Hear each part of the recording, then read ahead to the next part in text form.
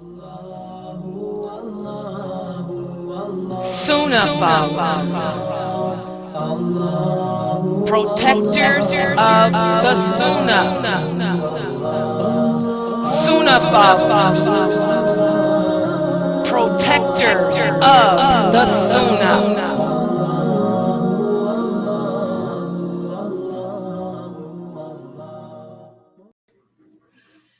Alhamdulillah, wa salat, wa salam ala wa Rasulullah.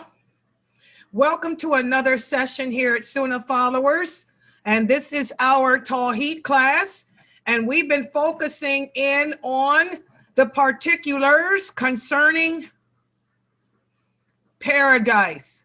That's what we've been focusing in on for the past week or so.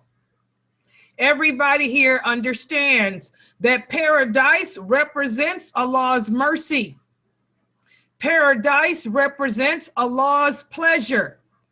Paradise is the reward for those of us who have lived our lives in this world, obeying Allah and staying away from what He commanded us to stay away from.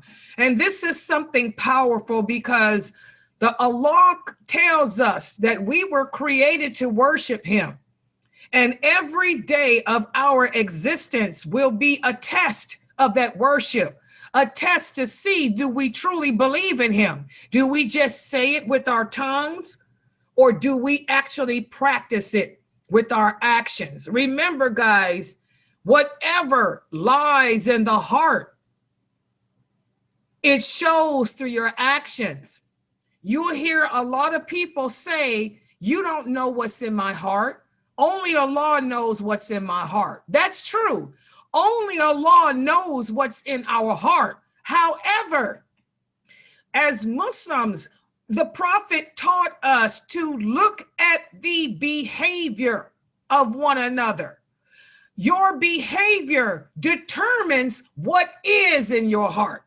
The proof of what your heart possesses shows through your behavior. So if you truly do believe in Allah, I don't have to ask you if you believe in Him. I can look at how you're living your life, the way you deal with your everyday choices. The choices you make in your life determine if your heart truly holds any belief in it. So again, the Prophet taught us to look at the actions of one another. Look at the behaviors of one another, because the action, the behavior determines what's in the chest. Is that clear? So that's why I tell you, only a weak person says, you don't know what's in my heart. No, I don't know what's in your heart. But looking at your behavior, I can tell you whatever is in your heart is pretty clouded. Whatever is in your heart must be pretty confusing. Whatever is in your heart must be tainted pretty badly, because if it were not that way, why are you smoking marijuana? If it were not that way, why are you fornicating? If it were not that way, why are you innovating in a religion? Why are you not wearing hijab? Why are you not growing a beard? Why are you not performing your prayers? So again, guys, for those of us who do live our lives, putting into action the true belief, if it exists in our heart, then our reward, our ultimate reward, beginning with that grave, will be what you see behind me. Beautiful petals in the sand, paradise. Beautiful, soft, gentle breezes, paradise. You'll be a bird flying around the throne of Allah without any care, without any worry, in paradise. Okay, so that's what we've been speaking about for the past week. Yesterday, we spoke about how on the Day of Judgment, only we Muslims will be divided into three groups. And yesterday we spoke about the group known as the sinful Muslims. The sinful Muslims. The sinful Muslims, they were the Muslims who lived their lives in this world not obeying the law as they should have. They were the ones that lived their lives in this world, giving in to their desires, giving in to their wants, giving in to their likes, and they ignored Allah's wants, ignored Allah's likes. They were the ones who thought that they still had time. Give me more time. Give me more time, and I'll come back to Allah. Hold on for 1 second, guys. I do have to take this call. Let me pause my recording. Yeah, so for those of us who lived our lives, not giving in to our desires, we'll end up in paradise. And yesterday we spoke about the sinful Muslims who gave in to their desires. They will have to do some time in hell as long as they did not die in a state of disbelief. As long as they did not die having associated partners with Allah. As long as they did not die taking their likes, their dislikes over Allah, then they will eventually be forgiven. And let's put the quiz up on the screen from yesterday. I have a quiz from yesterday, very important stuff that we discussed here. And hold on, let me put it up here. Here it is. I want you guys to see the questions. We spoke about how the sinful Muslims will be removed from the hellfire. Everyone should be able to see my screen. People on Facebook too. Let me set my phone here so I can see your answers too. And by the way, guys, please share me. Those of you on Facebook, I know I only get 20 views again. I'm back down to just 20 views, but hell, that's okay. We'll take our little 20 views. But look at this, the sinful Muslims removed from hell. We'll take our 20 views of people who want to hear about hell. So share us on Facebook. Okay, let's look at the first question here. The sinful Muslims will be removed from hellfire through what means? Who can answer that question? In other words, how will the sinful Muslims be removed from the hellfire? After, when Allah determines that their time is enough, how will they be removed? What will they be, what means will the people of the hellfire be removed? Let's see who can remember that answer. Of what means will the people of the hellfire be removed? My little 20 viewers. Let's see what you got to say. People on Facebook. How will the people of the hellfire be removed from hell? That's basically the question. How will the people of hellfire be removed from hell? Okay, let's see what answers we have here on Zoom. Let's start at the bottom here. Who is it? Sister Mayleon. She said the sinful Muslims will be removed from hellfire through the mercy. Oh, it's jumped. Okay. The sinful Muslims will be removed from hellfire through the mercy of Allah and anyone he allows to intercede on behalf of them. The prophet said the people of hell will remain there, never dying and never living. But there are people who will enter hell because of their sins and will be killed there so that they become like coals. Permission will be granted for intercession to be made, and they will be brought forth in groups and spread on rivers of paradise. And it will be said to the people of paradise to pour water on them. Okay, she said they will be removed from the hellfire through the mercy of Allah and through intercession. Okay, Yasmin said they will be removed through intercession. Okay, Awa said they'll be removed through the mercy of Allah and intercession. Okay. Assalamu alaikum. Yeah, walaikum salam.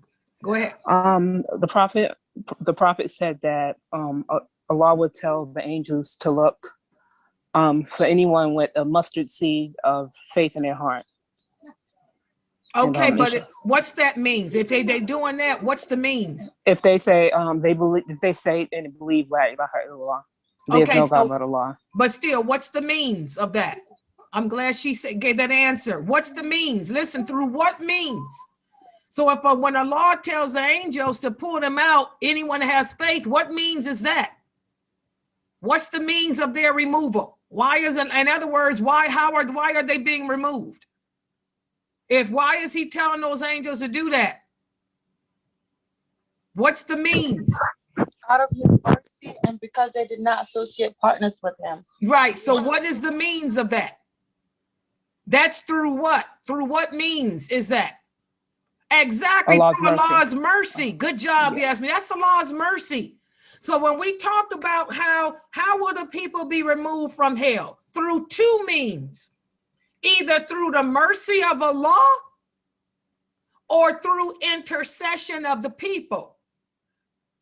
The mercy of Allah, what does that mean? That means anyone who believed in him. Because they believed in him, Allah will show mercy on them and remove them. Y'all understand that hadith now? Does everybody understand? You understand now, Zarina?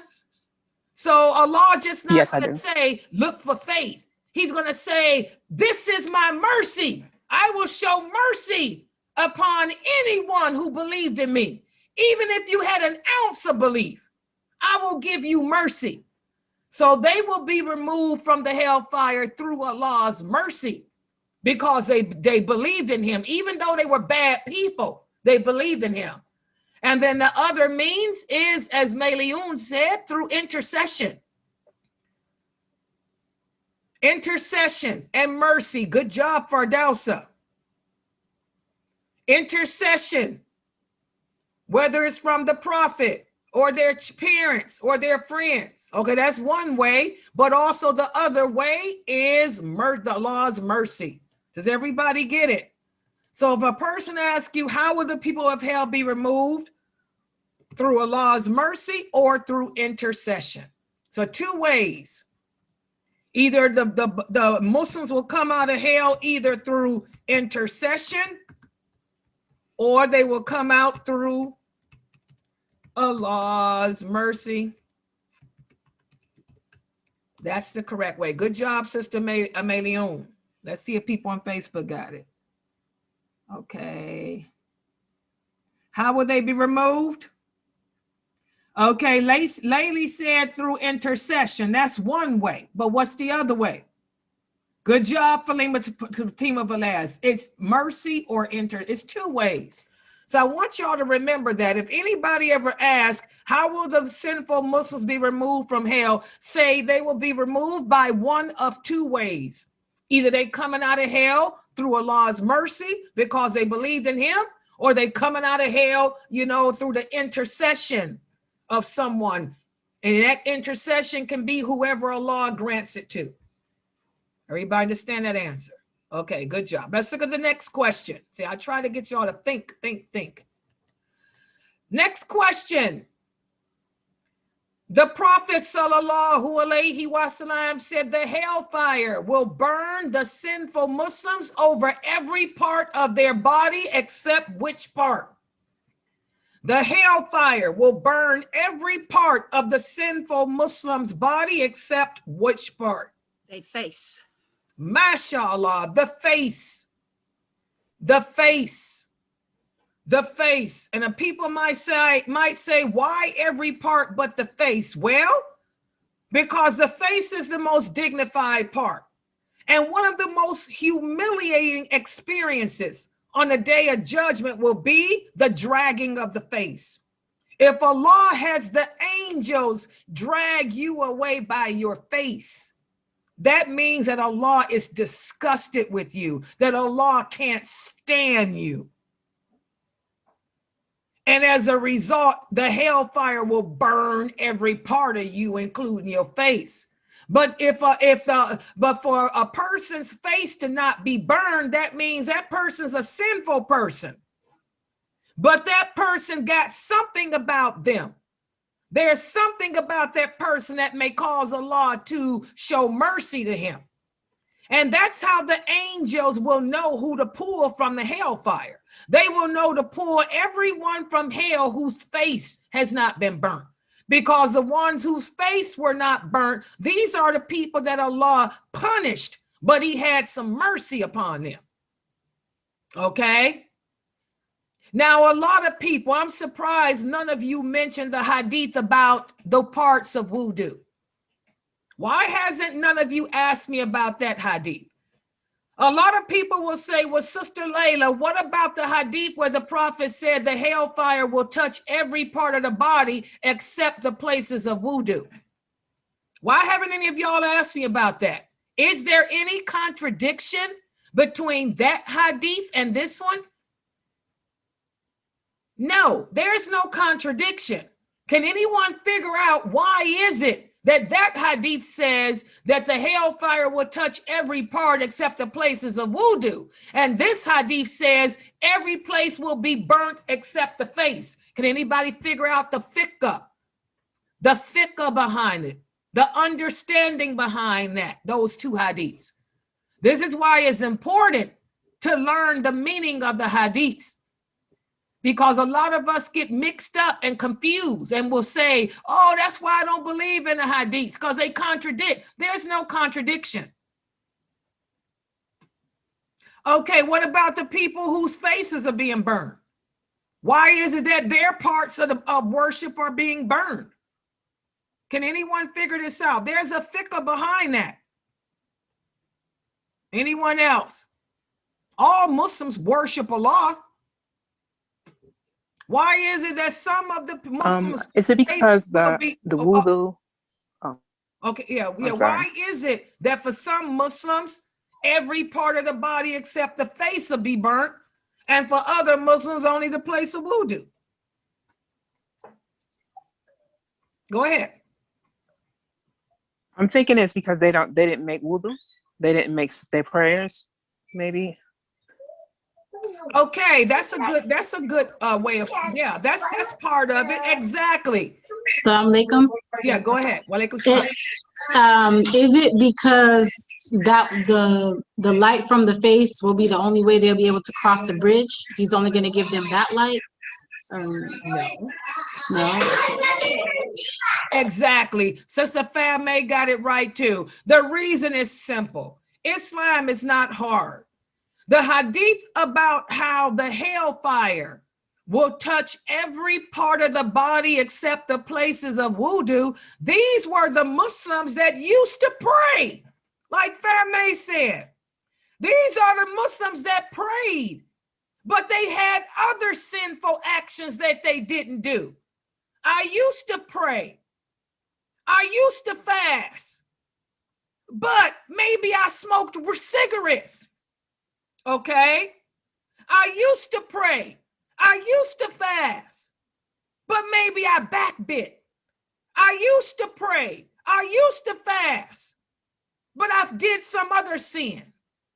Okay, so for those Muslims who fulfilled their obligations, but they have to do time in hell, remember we talked about how no one will enter paradise without being purified of their sins. No, what are hypocrites, Fatima? If a person is a hypocrite, what group will they be in? Are the hypocrites the sinful Muslims? Are the hypocrites the sinful Muslims, guys? Who can answer that question? No, they're not. What are hypocrites? They're the people at the left hand. What are people at the left hand? Kufar, the non-believers. They're unbelievers. A hypocrite is a kafir, Fatima. If a person is a hypocrite, he's going to hell, to hell, to hell. That's it. He ain't coming past go. The hypocrites won't have to walk across no bridge. All the kafirs will be dragged by their faces and thrown in hell. That's it. Their party's over. No. Okay, so like Sister Famay said, Famay gave the correct answer. There are, remember, the sinful Muslims. These are the Muslims. These are the Muslims who believe in Allah, but they died upon a sin. Some of us pray, we fast, we wear hijab, but we cuss.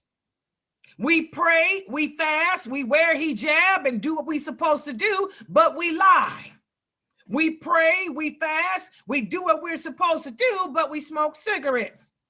You pray, you fast, but you do some other type of sin, some other type of wrong towards yourself or others. Those people will be punished in the hellfire. They will fall off, be pulled off the Sirat bridge, and they will burn. But Allah will not allow the fire to touch their places of wudu. These were the Muslims that tried to fulfill their obligations, but they had other sins that they got to account for. That backbiting, that slander,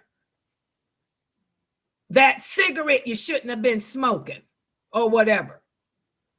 The Muslims, the sinful Muslims that will be in the hellfire, and the fire will touch every part of their body, of their face. These are the ones that didn't practice. These are the people that didn't wear hijab. These are the people that didn't pray. These are the people that didn't fast. These are the people that smoke marijuana. These are the Muslims that drink alcohol. These are your fornicators. These are your adulterators. These are your murderers. These are your ones that refused, that did not practice Islam. But the simple fact that they did believe in Allah, they may have never did a good deed in their life, but the fact that they knew that they were wrong, they never denied being wrong. Allah will eventually pull them out, and the angels will recognize them from their face, because the fire will burn every part of their body but the face. Does everybody understand why now? That's the fiqh behind that, in plain, simple English terms. Everybody understand? Religion's not hard to figure out. Islam, the Prophet said anyone with common sense can figure out our way of life. A child can. Why do you think Ali was only 8 years old when he converted to Islam? Why do you think many of the companions were young boys or young women? Because it's easy, it makes sense. So those Muslims, those sinful Muslims who are burnt everywhere but the face, those are ones that didn't practice the deen at all. Those ones that's burnt everywhere except the places of wudu, those are ones that practiced but did other sins. And when they pull them out, the people of paradise will refer to them as the Muslims that did time in hell. And we'll be able to, whoever's in paradise, to say, well, that one probably didn't do nothing. That one probably didn't practice nothing. Because every place is burnt but his face. And that one over there did try to pray, did fast, but hey, maybe they backbit. Every place is burnt but the places of wudu. Does everybody understand now the difference? So there is no contradiction in those hadiths. And the people who claim that they don't believe in the hadiths, they're kafir. They're not. You cannot say that you believe in Allah, but you don't believe in the Prophet. So when you hear those people who call themselves Quran aloners, they claim that they don't believe in the hadith, and they try to use these two hadiths to contradict each other. They're ignorant. There is no contradiction. It's just that they haven't been taught the meaning of those hadiths. That's why it's important to know the history of Islam. If without knowing the history of why the Prophet said something or why the Prophet did what he did, you're going to be confused. Like many people are about those two hadiths. They're both authentic, but you have to know what happened when the Prophet said that. What was he talking about? He's talking about the ones that don't practice. Then he's talking about the ones that do practice but got other sins, who didn't earn Allah's love. Remember, the only people that will be spared from the hellfire are those of us who earned Allah's love. That's why it's important, guys, to try to make Allah love you. Because if Allah loves you, then you will be of the right hand. And the people of the right hand, those are the Muslims that the hellfire will never touch. because no matter what you did, Allah has already forgiven you. He will judge you, maybe admonish you, but then he'll tell you, I forgive you, because you did something in your life that was so great that it caused him to love you. That's why we should all aim to be of the right hand. If you ain't of the right hand, you got to do some time in hell. Okay? So try to make Allah happy with you in this world. Let's look at the next question. Oh, so did I copy the answer? Hold on, I think I did. Let me make sure though that I copied somebody's answer. Let's see if I did. Nope, I didn't. Hold on. Let me copy somebody's answer off here.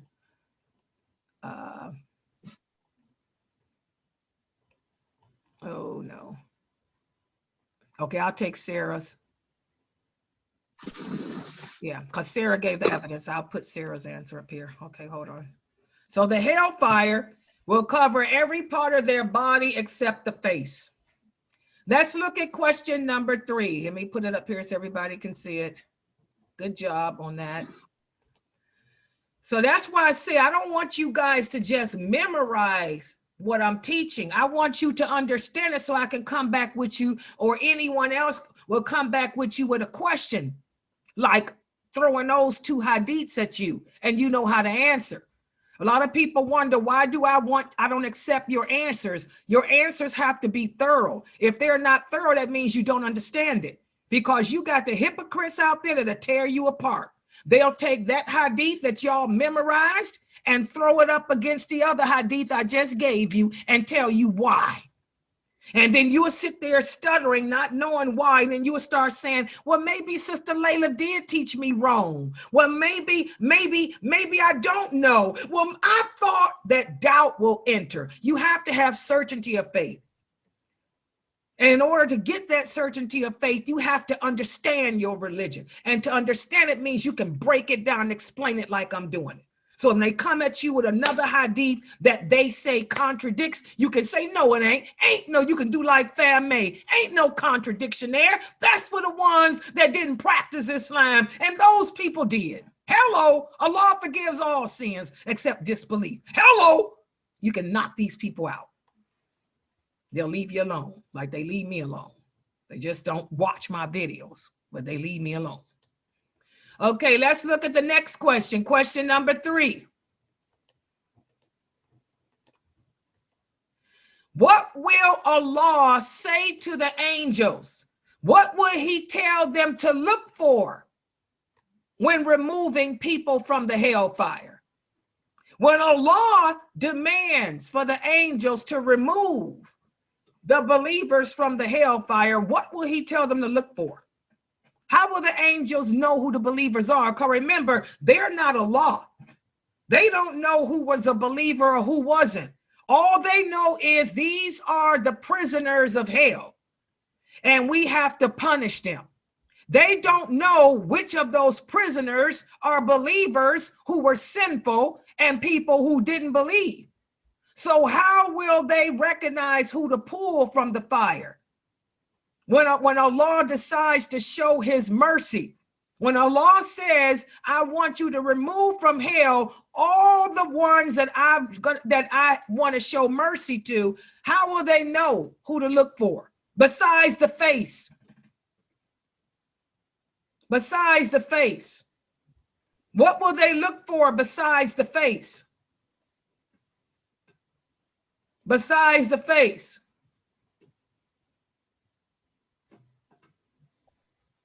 Besides the face. What would Allah tell them to look for besides the face?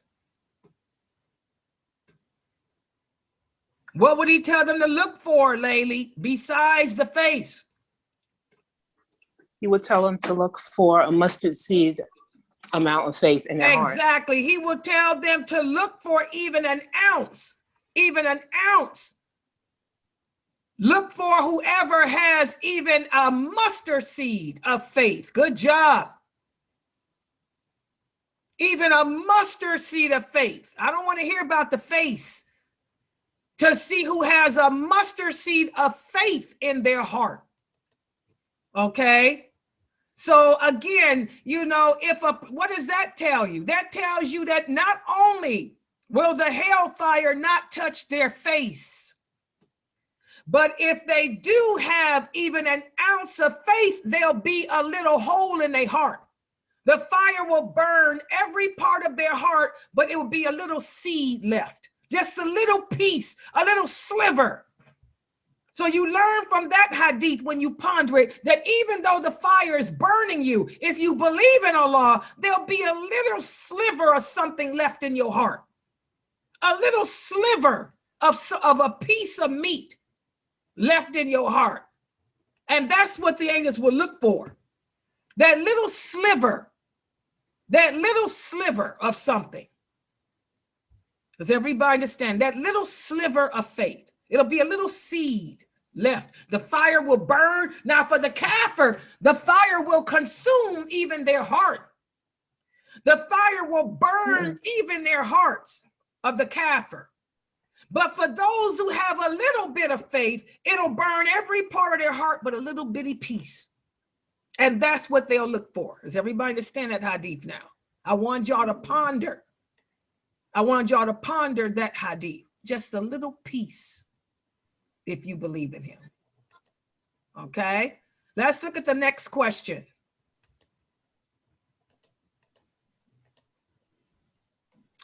Question number 4, true or false?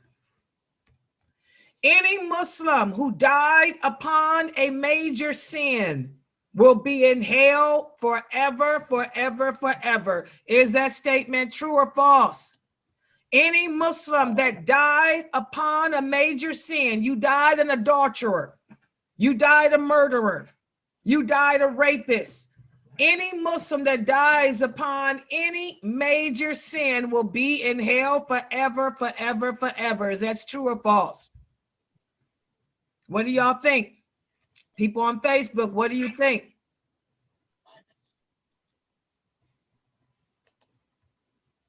What do you think?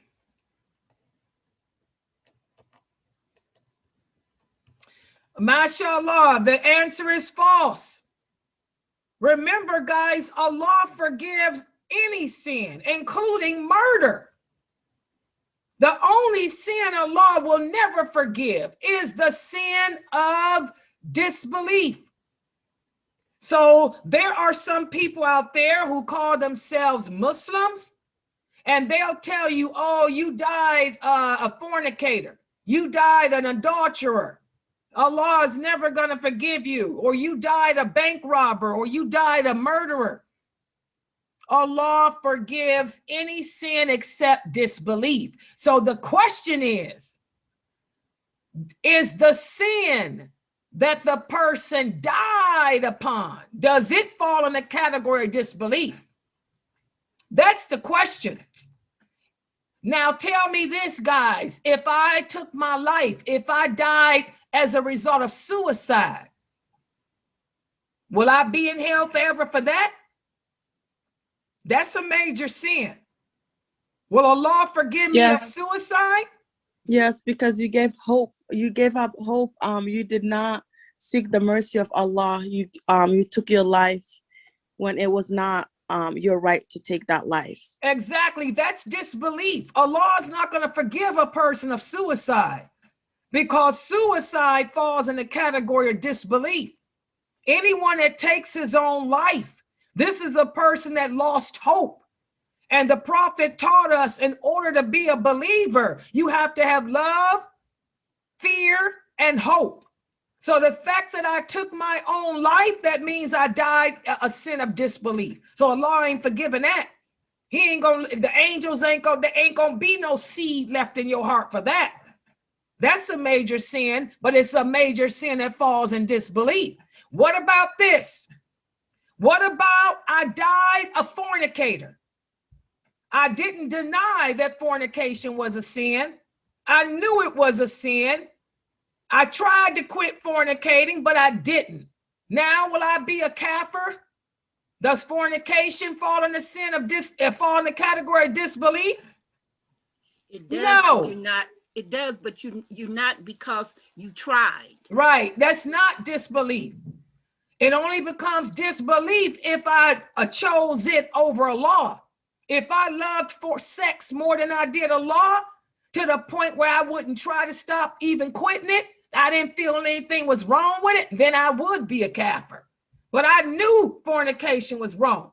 I did try to stop, but I just couldn't. I was weak. Now, that's not disbelief.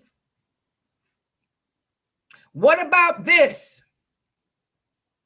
I died and I used to smoke marijuana. I knew marijuana was wrong, but I didn't care. I liked it. I didn't try to stop it. I liked some getting high. I could care less what Allah said about marijuana being haram. I still chose to smoke it. Is that a sin of disbelief? Yes. Yes, because I took my desire for marijuana over my love for Allah. So again, guys, it all depends. You know, just because a person commits a sin knowingly, a major sin is when you commit a sin knowing it's a sin. It depends. Did you try to stop it? Were you making an attempt to try to stop it? Like the story of the man who killed 100 men. The simple fact that he was trying to stop being a murderer. That's why Allah told the angel of mercy to take his soul, because he tried to stop. He was just weak. Does everybody understand? But now if I did the sin knowing it's wrong and I could care less what Allah say, I could care less. I love marijuana. I don't care about what Allah saying is haram. I'm going to still smoke it because it makes me feel good. Well, guess what? I have invalidated my faith. I've invalidated my belief in Allah. And if I die in this state, I die a kafir. Does everybody understand? Whenever we deny Allah, whenever we reject Allah, that's what makes you a kafir. But there's a lot of weak Muslims out there who know that what they're doing is wrong, who try to stop, but they just can't. There's a lot of Muslims out there who don't pray. They know that they're supposed to make salat, but they just get caught up in life. They're just lazy and weak. And they'll tell you, I know I should be praying. I try, but I just can't be consistent. You know, these people are not kafir. They're just weak Muslims. But for those who say, I don't have to pray, I don't care what the prophet said, my mother makes salah. I'm getting the blessings of my mother praying. These people got issues. That's an unbeliever. Does everybody understand? So again, it depends. When you get these people telling you because a person died committing a sin that they knew was wrong, they're kafir, that's not true. It depends on the state that person was in when he was committing that sin. Was he a weak person or was he an arrogant person? That's the question. Okay?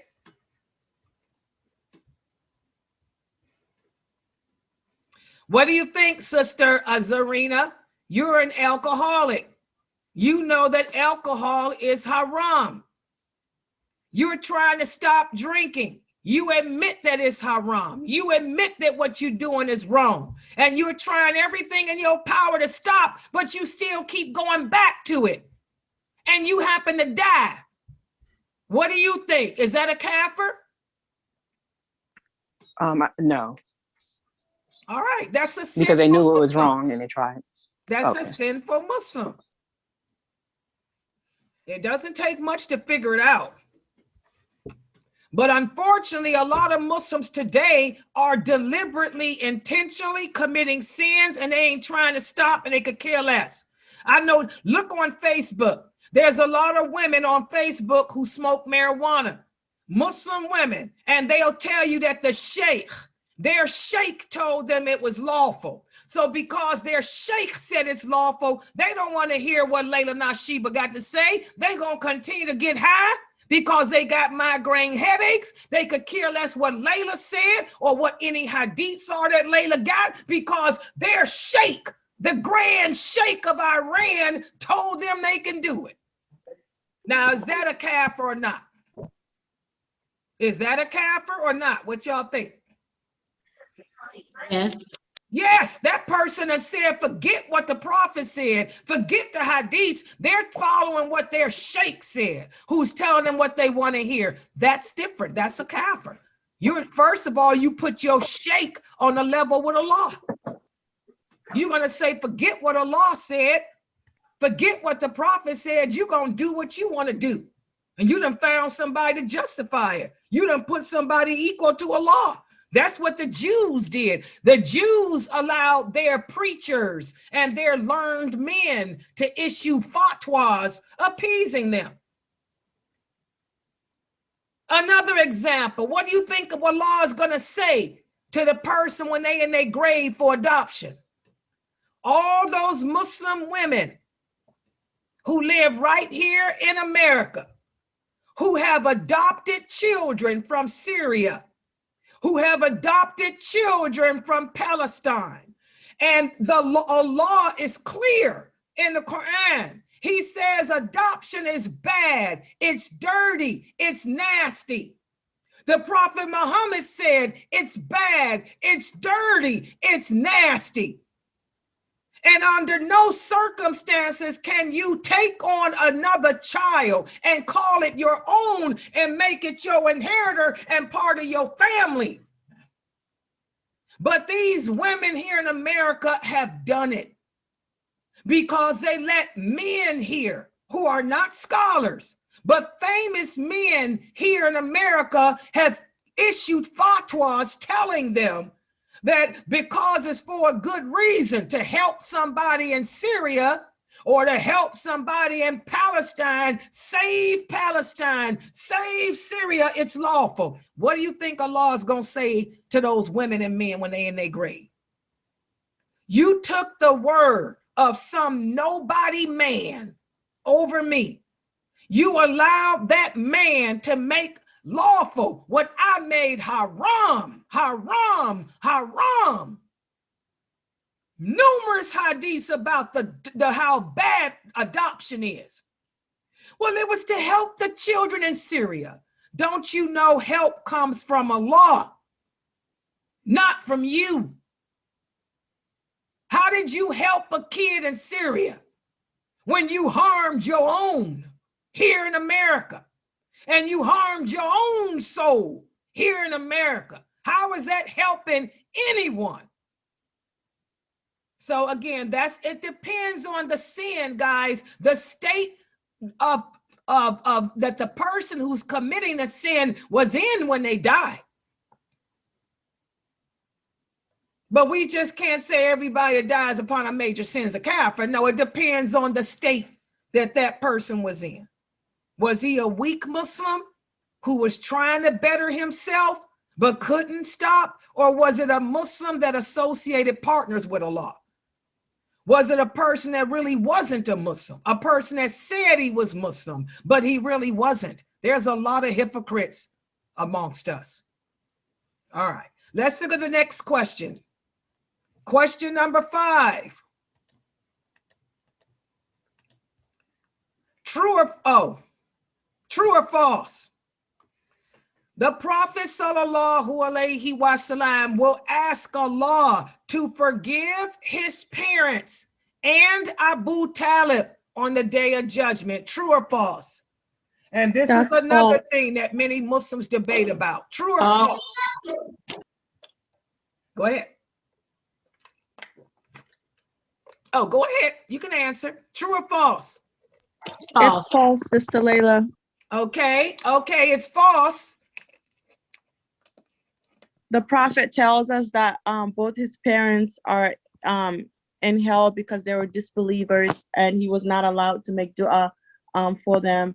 And as far as Abu Talib goes, he's going to ask Allah to lessen his punishment because he helped him the beginning of Islam. Exactly. Is there any other dalil that somebody got? She gave some that little summarized, but anybody, I want to post it up. Anybody got some verses of the Quran that they can, that purely says that is the proof that there will be no forgiveness of the unbeliever? Okay, Allah is clear in the Quran. Allah says there will be no forgiveness for anyone who died an unbeliever. Allah will not show mercy to anyone, and the prophet will never even ask. He won't even think, he's not even thinking to ask forgiveness for his mother or father or Abu Talib. He already told us the only thing that Abu Talib got coming is that he will have the least punishment. He will be made to stand on some coals in the hellfire, and his brains will boil and explode. That's all Abu Talib has. He'll have the least punishment. That's it. But he says there's no forgiveness for anyone who dies upon a way other than Islam, not the prophet's mother, not the prophet's father, or anyone else, not his stepsister. Remember his stepsister Shema? He tried to get Shema to convert to Islam, but she didn't. If she died in that state, he ain't asking forgiveness for her either. Does everybody understand that? And nobody will even want to ask forgiveness for a kafir. Remember, guys, Allah will not allow anyone to enter into paradise unless their heart has been purified. If you're holding feelings or emotions in your heart for things that are haram or bad, Allah is going to dip you in hell and take that away. Everybody in paradise, their hearts will be in sync with what Allah likes and with what Allah hates. So there's nobody in paradise who will be sitting there wishing that their mother can join them or their father can join them. They'll look into the hellfire and say, there goes my mother. There goes my father. They knew the truth and refused to accept it. That's one of the pastimes that the people of paradise will have. They will be allowed to look into the fire and pick out different people. They'll look at their mother and father and say, we tried. The prophet will look at Abu Talib and he'll ask him, didn't I tell you? You chose to stay upon the way of your forefathers. You chose to listen to Abu Lahab. You didn't listen to me. You listened to Abu Lahab. Now look at you, uncle. Look at you, uncle. Does everybody understand that? So that's the proof. Allah says in the Quran, in the interpretation, the meaning, he forgives, he says, Allah forgives all sins except to die upon disbelief and association. Okay? And let's look at the last question. Question number 6. The last person to be removed from the hellfire will think of paradise as being what? The last person that Allah will remove from the hellfire will look at paradise and think what? What will that person think? What will that person think when he looks at paradise, when Allah removes him from hell? The last person that will come out of hell. And he will, wa alaikum salam, baby. He will think Jannah will be full for him. Exactly. That last person will think paradise is full. This will be the last person that Allah will remove from hell out of his mercy. This person never did a good deed in this world. Didn't pray, didn't fast, didn't wear hijab, did drugs, did murder or whatever. But the fact that that person did believe in Allah, he'll be removed. But he will think that paradise is too full. He will think Allah is playing with him, that Allah is joking and teasing him by telling him that he's forgiving him. Okay, mashallah. So those were questions from yesterday's lecture. And today what we're going to do, is answer the question that many of you have been asking me. Are there people in paradise right now? We're going to answer that question today and speak about them. But before I do, are there any questions about what we went over so far? Is everybody in sync with what we talked about so far? And please, guys, make sure that you all are sharing this live lecture to your Facebook page, because Ramadan's around the corner and Muslims really need to hear about paradise right now and hell right now. This is how you prepare for Ramadan. How do you prepare for Ramadan? Not by fasting. The way to prepare for Ramadan is by preparing yourself spiritually, opening up your heart. Okay? So there's no questions. Let me put the PowerPoint up on the screen for today's lecture. Today's class is going to be very informative, inshallah, for you guys. Let me get my little PowerPoint. Here it is. All right, let me make it so everybody can see it.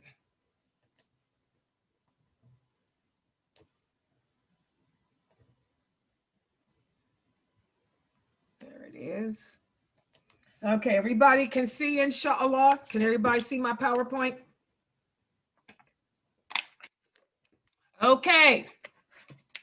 A lot of Muslims ask the question, dear Sister Layla, are there any people in paradise now? Who will enter paradise before the day of judgment? Well, remember we spoke about how no one will enter paradise in body and soul until the day of judgment. But are there people in paradise now? Are there souls? We already know that when you in that grave, after the angels question you, if you get past the questions, either your soul will be up in paradise or your soul will be down in hell. So we're going to speak about, who are the peoples whose souls are up in paradise right now. Let me put that PowerPoint back up here on the screen. Okay, make it so y'all can see again. There. Now, as we all know, the first human being who ever lived in paradise in body and soul was Adam and his wife Eve. But because Adam disobeyed Allah by eating from the tree that Allah forbade him to eat from, Allah sent him down to earth. And by the way, this was not a mistake. It was already Allah's plan for us humans to live on earth and earn paradise. And this is where we Muslims differ from the other peoples of the book. The other peoples of the book believe that Adam condemned us to earth. That is not true. Listen to what Allah says in the interpretation, the meaning. We had already beforehand taken the covenant of Adam, but he forgot, and we found on his part no firm willpower. When we said to the angels, prostrate yourselves to Adam, they did, except Iblis. He was of the jinn. And we said, oh, Adam, verily, this is an enemy to you and your wife. So do not allow Iblis to get you both cast out of the garden. There is in it enough provision here for you to not go hungry or to go naked, nor to suffer. Okay, but again, guys, we talked of this is all the qadr of Allah. Just like when you bake a cake, a beautiful chocolate cake, and you put it on the table, and your 8-year-old child is sitting there, and you say to this child, do not taste, do not touch this cake. I've already made other things for you. This cake will be a dessert for you, but don't touch it. We'll eat it after dinner. But you know that child is going to touch it. You know he's going to touch it. But you walk away. And when you come back, here the child is and ate all the cake. Well, that's the same with, that's how the qadr of Allah works. Allah knew, he knew that Adam would eat from that tree. Allah didn't make him eat, just like you didn't make your child eat. But you knew he would do it. Allah knew that Adam would do it. And so Allah put him on earth, which was already Allah's plan anyway. Allah, when he created Adam, he told the angels before he created Adam, because the jinn were living here on earth. He said, the jinn are disobeying me and causing so much bloodshed that I'm going to replace them with a better creation. And this is before he created Adam. And the angels asked him, you're going to put another creation there? Allah said, yes. Now go gather the dirt from the earth so I can make man. So it was already Allah's, intention for us humans to live on earth and earn paradise. He knew that Adam would do what he wanted Adam to do, to end up where he wanted Adam to end up. Okay, so this is where we Muslims disagree with the other people of the book. But it was always Allah's plan for things to be the way they are. Okay, so Adam was the first human to be in paradise in body and soul. None of us will enter paradise in body and soul until the day of judgment. But as for now, the souls of the human beings that die in good standing with Allah are in paradise. And the Prophet sallallahu alaihi wasallam confirmed that when he told us, think not of those who are killed in the way of Allah as being dead. They are living in paradise. Their souls are in paradise flying around the throne of Allah. So we know from that hadith that the souls of people who die struggling in the way of Allah are in paradise. The Prophet sallallahu alaihi wasallam said their souls are in the belly of green birds, and they have lights suspended from the throne of Allah, and they fly about in paradise wherever they wish, and they take shelter in those lights. And Allah asks them, are they in need of anything? And they say to Allah, what could we wish for when we're allowed to fly here wherever we want in paradise? And by the way, guys, that's the proof too. Why think that the dead would come back here? If a person died in good standing with Allah, after they get through the questioning of the grave, their soul's in paradise. Why would they want to come back here to this wretched earth? Those martyrs will say, why should we want to come back here? If we did come back here, we'd kill again just to be back in this place. Okay? Okay, hold on for 1 second, guys. This is my order from Kroger.